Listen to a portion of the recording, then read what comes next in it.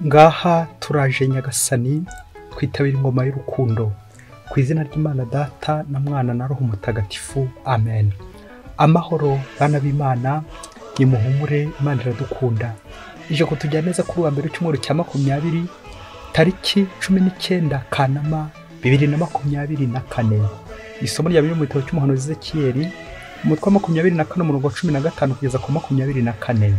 Uhoraho ambwirira ijambo ati: mwana w'umuntu, dore ngiye kukugwa gitumo nkwambure uwashimishaga amaso yawe, ariko rero ntuzaboroge, ntuzarire cyangwa ngo usuke amarira. Uzaganye bucece, ntuzajye mu cyunamo nk'uwapfushije, ahubwo uzatamiriza igitambaro cyawe mu mutwe, wambara inkweto zawe mu birenge. Ntuzipfuke ubwanwa, kandi ntuzarye umugati uzaniwe n'abaturanyi. Nabwiraga rubanda mu gitondo, nuko nimugoroba umugore wanjye arapfa, maze bukeye bw'uwo munsi mbigenza uko nari nategetswe. Nuko rubanda barambaza bati: mbese ntiwadusobanuriza icyo ibyo ukora bishaka kuvuga? Ndabasubiza nti: Uhoraho yantegetse kubwira umuryango wa Isiraheli nti: Nyagasani Uhoraho aravuze ngo, dore ngiye guhindanya ingoro yanjye, yo yabateraga kwiratana imbaraga zanyu, ikaba ibyishimo by'amaso yanyu n'amizero y'imitima yanyu. Maze abahungu banyu n'abakobwa banyu mwatereranye bazicishwe inkota. Ubwo rero namwe muzigana Ezekiyeli, ntimuzipfuka ubwanwa, ntimuzarya umugati muhawe n'abaturanyi, muzagumana ibitambaro byanyu mu mutwe n'inkweto zanyu mu birenge, ntimuzaboroga kandi ntimuzarira. Muzacika intege kubera ibicumuro byanyu, buri muntu aganye kubera ibyago bya mugenzi we. Ezekiyeli azababera ikimenyetso, naho mwebwe muzakore nk'ibyo yakoze. Nuko igihe bizaba byabaye, muzamenye ko ndi Nyagasani Imana. Iryo ni ijambo ry'Imana. Indirimbo idufasha kuzirikana kuri isomo rya mbere turasanga mu gitabo cy'Ivugurura Amategeko umutwe wa 32 umurongo wa 6 wa 18 wa 19 kugeza ku wa 20 n'umurongo wa 21. Mana mubyeyi wacu, twarakwibagiwe. Mbega bwoko bw'ibipfapfa, mbe bwoko bw'abanyabwenge buke, Uhoraho si we so wakubyaye, si we wakuremye? Urutarukesha kubona izuba ntukirwitaho, wibagiwe Imana yakubyaye. Ibyo Uhoraho yiboneye byamuteye kuzinukwa, abahungu be n'abakobwa be baramurakaje. Nuko aravuga ati: ngiye kubahisha amaso, nzarebe iherezo ryabo uko rizamera. Bambangikanyije n'ibitari Imana nyakuri, barandakaza abayoboke bigirwamana by'amanjwe bishakiye. Nanjye nzabangikanya n'ikitari umuryango nyakuri, mbagire nabi nkoresheje ihanga ritagira ubwenge. Mana mubyeyi wacu, twarakwibagiwe. Nyagasani Yesu nabane namwe. Amagambo mu Ivanjili ntagatifu kwanditswe na Matayo umutwe wa 19 umurongo wa 16 kugeza ku 22. Muri icyo gihe umuntu yegera Yesu aramubwira ati: mwigisha, ngomba gukora iki kugira ngo ngire ubugingo bw'iteka? Yesu aramusubiza ati: utewe n'iki kumbaza ikiri cyiza? Umwiza n'umwe gusa, ariko niba ushaka kugera mu bugingo, kurikiza amategeko. Na yahe se? Yesu ati: ntuzice, ntuzasambane, ntuzibe, ntuzabe umushinja b'inyoma, jya wubaha so na nyoko, kandi jya ukunda mugenzi wawe nk'uko wikunda. Umusore aramubwira ati: ibyo byose ariko nabikurikije, niki kinishigaje? Yesu aramubwira ati: niba ushaka kuba intungane, genda ugurisha ibyo utunze, ibivuye mu bihe abakene, maze uzagira ubugingo mu ijuru, hanyuma uze unkurikire. Umusore yumvise iryo jambo agenda ababaye, kuko yari atunze ibintu byinshi. Iyo ni Ivanjili ntagatifu. Umusore abyumvise agenda ababaye, kuko yari atunze ibintu byinshi. Bayoboke b'Imana, nimugire amahoro. Aha tugeze ni kuri buri munsi. Ufungure buri munsi, ufungure buri munsi, ufungurira abandi buri munsi, ijambo ry'Imana buri munsi, ineza y'Imana buri munsi, buri munsi ijambo ry'Imana. Amasomo kintu yacu duteguriye aratwerekeza kuri interuro ya nyuma y'Ivanjili, ukuntu umusore w'umukungu yagiye ababaye. Kubera iki? Kuko yaratunze ibintu byinshi. Ingingo remezo igiye guturangira agira iti: niyo mpamvu ituma tuva kwa Yesu tubabaye. Ongera nawe witekerezeho nk'umukristo, urebe ukuntu ubushishikaye muri paruwase yawe, ukuntu utanga ituro, urebe ukuntu ujya usenga, urebe ibikorwa by'urukundo ujya ukora byinshi cyane, ndetse ufite na discipline nziza cyane. Ariko uraza gusanga igihe kirekire uhura n'ingorane, ibigeragezo, ibitotezo, ibibazo, ibisebo bitabuze, nuko rero ubuzima bwawe bukagwa imibabaro gusa. Ese iyo mibabaro yakira ute? Ese ubukristo bwawe urabwishimiye? Wishimiye aho uri? Wishimiye umurimo ukora? Wishimiye ubutumwa ufite? Aha, impamvu yatuma utishimira ubutumwa, impamvu yatuma utishimira ubuzima urimo, nuko wasanga nawe utunze ibintu byinshi bikubuza nyine ibyishimo. Amasomo rero aratwerekeza ku byishimo. Ikintu gitanga ibyishimo, ikintu kizatuma uvuga ko Yezu wishimye ni iki? Akenshi uzasanga natwe tujya gusenga ariko twavayo tukava tukambije agahanga. Kubera iki? Kuko natwe nyine dutunze ibintu byinshi. Impamvu tuva kwa Yezu twarakaye, twababaye, ni iyihe mpamvu? Iyo mpamvu rero irakomeye, na niyo twumvise mu isomo rya mbere. Impamvu umuryango w'Imana ubabaye nta kindi nuko bagiye kure y'Imana, bahemukiye Imana, l'infidélité, ubuhemu, bayoboka ibigirwamana, bikora ibyo bashatse. None bagejeje kure koko barababaye. Ngaka gahinda ngiye ibibazo barimo. Iyo ibyago Ezekiyeli ahuye nabyo by'uko umugore we apfuye uwo yakundaga, Imana irashaka kugarura umuryango wayo kugira ngo byibuze irebe ko bareberaho, ubundi bakayigarukira, bakarekera ibigirwamana, bakayoboka Imana nyakuri. Ariko ni hahandi akamvuga igira iti makisinariye compris, n'ubundi ntacyo yiyumvira, n'ubundi barakomeza bashengurwa n'ibicumuro byabo kuko badashaka kuyoboka Imana nyakuri yo mubyeyi wabo. Nuko nawe uze kureba nyuma y'iki kimenyetso gihawe Ezekiyeli, uze kureba ese yo mugenzi wanjye ahuye n'ibyago ndetse n'ibyishimo, aho njya ngira isomo mpakura. Ibibazo nyuramo mu buzima ngira isomo nkurayo. Ubuzima urimo bwatuma abandi bakwigiraho mu nzira igana Imana, bakayoboka Imana kubera urugero ubaha, ubuhamya ubaha, ubutumwa ubaha, ubutumwa bwawe, ubuzima bwawe. Bityo nawe bajya bavuga bati ubonye urwo yambaye umenya urwo yashatse. Frere frere, masere masere, padiri padiri padiri. Ubonye umwambaro wambaye ahita amenya uwo uriwe. Urugero rw'ubuzima bwawe nk'ushinze urugo nk'uyihaye Imana rutuma abandi bifuza kunyura iyo nzira y'umuhamagaro. Ibaze na nyina cyari kubyibazaho. Indirimbo twazirikanye yakirira isomo rya mbere nidusaba kwivugurura. Mana mubyeyi wacu twarakwibagiwe. Akenshi muri nose tujyanwa n'ibintu ndetse yewe n'abantu tukabihindura ibigirwamana, tukaza kwibagiza ubuntu bw'Imana. Nibyo Nyagasani ari kuduhamagara mu ivanjiri. Ibintu ntibikadutwara umutima, abantu ntibakadutwara umutima, ahubwo ubuntu bw'Imana, ubutungane bw'Imana. Ivanjiri tujya kuzirikana ku bintu bitanu biza kudufasha gutekereza impamvu tuva kwa Yezu tubabaye. Kandi Yezu ari byose, yaduhaye byose, yatubwiye byose, yadukoreye byose, ariko tukaza gutaha tubabaye. Icya mbere twazirikana nuko uyu musore uje gushireba Yezu yarazi iby'amategeko, yarazi itegeko rikuru ry'ubuzima ko ari ubugingo bw'iteka, yarazi ndetse n'inzira umuntu anyuramo kugira ngo abugereho, nta yindi no gukora icyiza. Rero ibintu byose yarabizi. Ntabwo kenshi twicwa no kutabimenya, ahubwo tuba tubizi. Umubi no wabitwibutsa. Ijuru rarizi n'inzira ijyayo urayizi. Harabura iki rero? Icya kabiri nuko Yezu iyo asubiza akora reference ku Mana Data, agaruka ku Mana iyo ikize ku butungane. Urugero tugomba kureberaho twese, urugero rw'ubwiza. Umwiza n'umwe ni Imana yonyine, kuko nyine ari itunganye yonyine. N'abantu twebwe ntabwo dutunganye. Na niyo mpamvu icya gatatu Yezu nanone aduha urugero rw'Imana, ariko atwibutsa ko natwe tugomba kwigana Imana, kwishushanya n'Imana. Matayo umutwe wa 5 umurongo wa 48, muzabe intungane nk'uko so mu ijuru ari intungane. Kwigana Imana. Ubundi wagiye gusenga, ujye gushaka ubutungane, wagobye kuvaho nawe wakoze ku Mana, amaboko y'Imana, uruhanga rw'Imana. Icya kane kiranadutungura cyo uburyo Yezu muri aya mategeko ubwo ari gusubiza umwigisha amategeko cyangwa uyu musore agarutse ku mategeko arebana n'umuntu, wa murongo utambitse, ntagaruke ku mategeko yayandi 3 arebana n'Imana. No kubera iki? Yezu arifuza gutubwira ko iyo wubashye umuvandimwe uba wubashye n'Imana. Na Yohane abisobanura mu ibaruwa ya mbere, ntabwo avuga ngo urakunda Imana utarebesha amaso, utarakunda mugenzi wawe uri kurebesha amaso y'umubiri. Ikindi Yezu yifuza guturarikira n'umutima nama wacu, wa undi wibwiriza icyo tugomba gukora. Umutima nama ni ikinijwe ry'imbere tubwire ati iki ni kiza gikora, iki ni kibi kireke.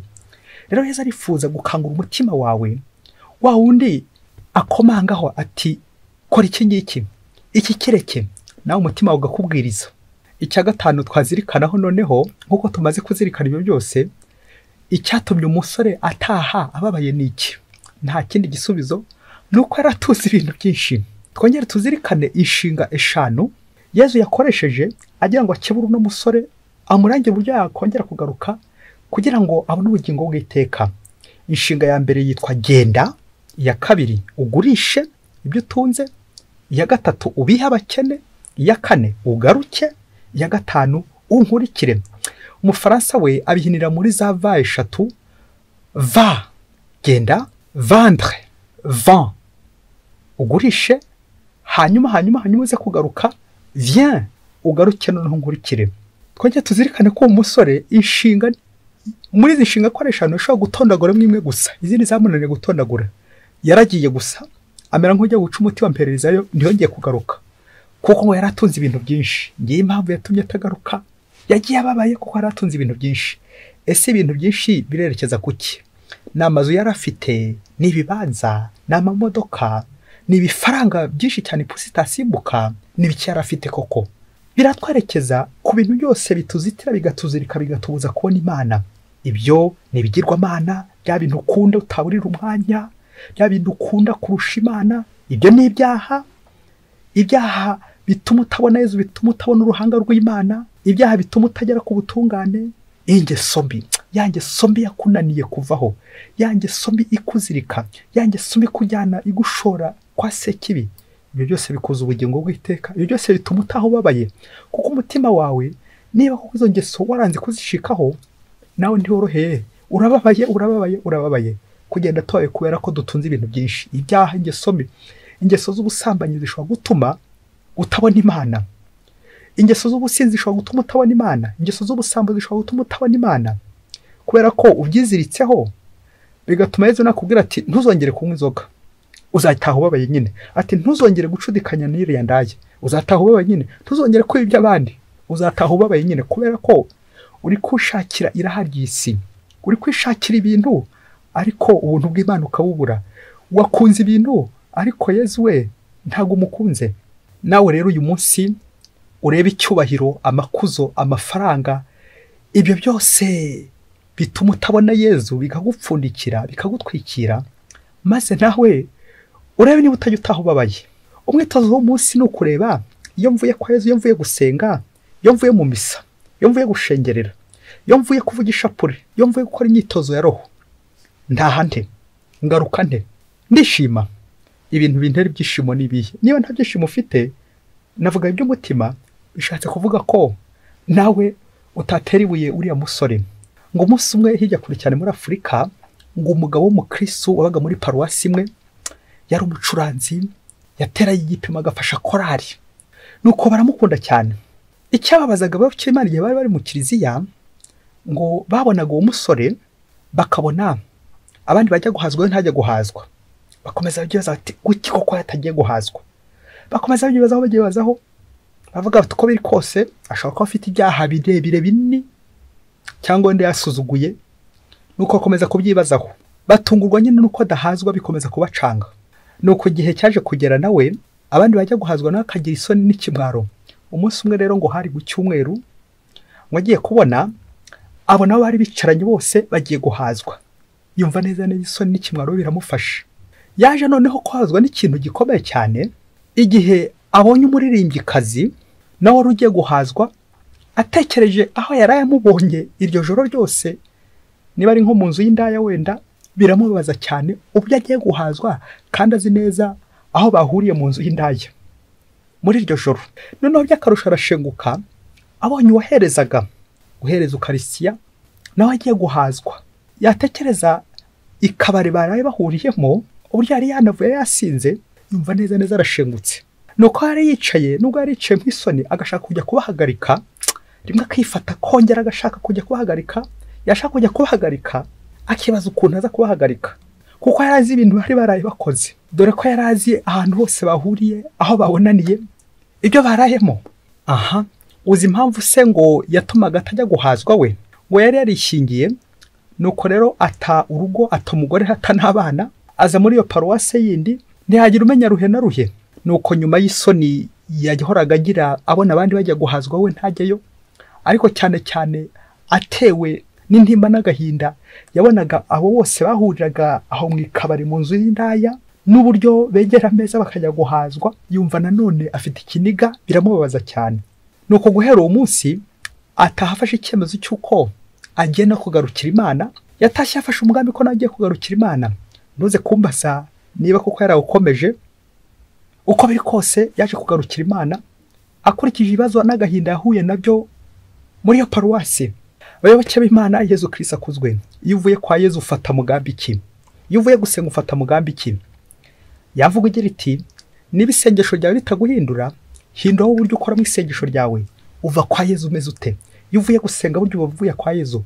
Gusenga ni ukunyarukira by'akanya gato mu ijuru. Igitambo cya misa ni uguhura na Kristo no kunyarukira mu ijuru. Rero uva kwa Yezu umeze ute wowe wishimye?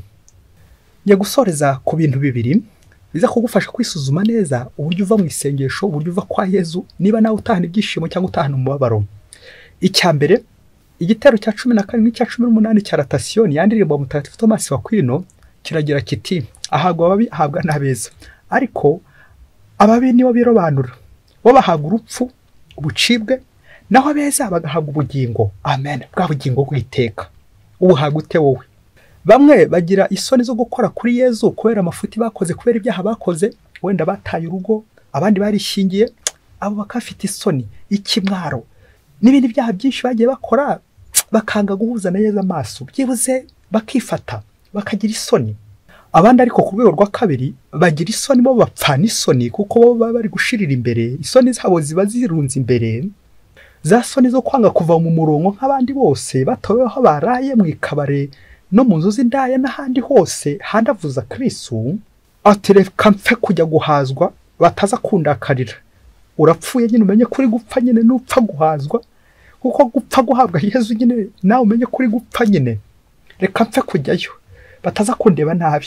Ati nahereje, naririmbye, nasomye, ndi padiri, bataza kundaka, bataza kumbona nabi. Nuko byose ukabikora utereka mpfe, n'ubundi birangira nyine upfuye. Ngo kuko imbere haba huzuye igitebo cy'isoni, abandi bambona inyuma bakavuga bati dore umukristo, dore umuntu wa Yezu we. Kandi mbere yo gutambuka bakira birajya babiracika, umutima wuzuye isayo. Ariko kugira ngo abantu bataza kugira icyo bakuvugaho, bataza gukureba nabi, ugapfa guhabwa Yezu kugira ngo abantu batakureba nabi. Ngize isoni mwabyeyi mwe ziba zituri imbere benshi. Kandi byaba ngo uko rero kuvanga amasaka n'amasakramentu, Yezu wo nguhawe uko biri kose nyine uzataha ubabaye. Giye impamvu ituma dutaha tubabaye. Yezu ntago tumuhabwa neza, birashoboka. Ntago tumva ijambo ry'Imana neza, birashoboka. Nawe uze kwisuzuma uri mukuru. Icya kabiri dusorezaho nuko tujya gusenga, tujya mu misa, tukajya muri groupe de prière n'ibindi bitene byinshi by'amasengesho. Ushobora kujyayo utwaye ibyaha 100, uburyo bwiza ukaza kuva bitewe n'uko isengesho ryagiye kugorora, ukaza kuvayo wasukuwe, usigaranye n'icyaha kimwe cyangwa byagabanutse uko biri kose, kuko mu isengesho ubundi ibyaha biragabanuka, ubukana buragabanuka, ingeso mbi ziragabanuka, kuko tuba twagiye kureba Yezu nyine. Umuntu wakoze kuri Yezu neza nyine arakira. Ariko ku bwa kabiri none ushobora kujya kwa Yezu, nanjye kuvuga ari intungane nubwo bitashoboka, wari utwaye nk'icyaha kimwe nk'uriya musore mbese azi byose ntacyo abuze, ariko ukaza kuvayo utanye ibyaha 1000, 100, 120 n'ibindi byinshi cyane, utanye agahinda n'umubabaro by'imisango 25. Kubera iki? Wari uri kunegura abandi, wari uri kuvuga abandi, wari uri kunenga abandi. Ati kijye guhazwa we, asuye guhazwa we, ugashaka rimwe yo guhagarika abandi. Ati agiye guhazwa kuko agiye guhazwa, nejo bundi twari turi mu mafuti. Nuko rero ugashaka guhagarika abandi, ukayucira abandi manza, wajya gusenga icyaho uri kuvuga abandi, uri gutonda abandi, ukaza kwibagirwa ko ari Imana waje kureba. Ngewe bigirwa Imana mwabyeyi mwe, gusigara turi kuvuga ku bandi, aturiya uriya ugacira abandi manza. Nguko gutaha ubabaye kubera ko wowe wishyiza heza, uri gucira abandi urubanza, kandi bya bindi by'uko banenga batirora. Kandi ngo ntugasekere ukoba uhetse rukobora. Buri wese yisuzume ukuntu ajya mu isengesho n'uburyo avayo. Ese uvayo nanone ukimurangamiye cyangwa uvayo nari ngiye kuvuga wavuye mu mwuka, wavuye mu mwuka utakiri kumubona roho w'Imana yagiye, kuko nyine warutunze ibintu byinshi. Ibintu tuze nibihe bikubuza kubona Yezu. Ngwifurije gutunga no gutunganirwa ubuzima bw'iteka muri Yezu Kristo. Mwese Imana ibahe umugisha. Imana Data na Mwana na Roho Mutagatifu, amen. Padiri Masumbuko Ladislas wa Diyosezi ya Cyangugu.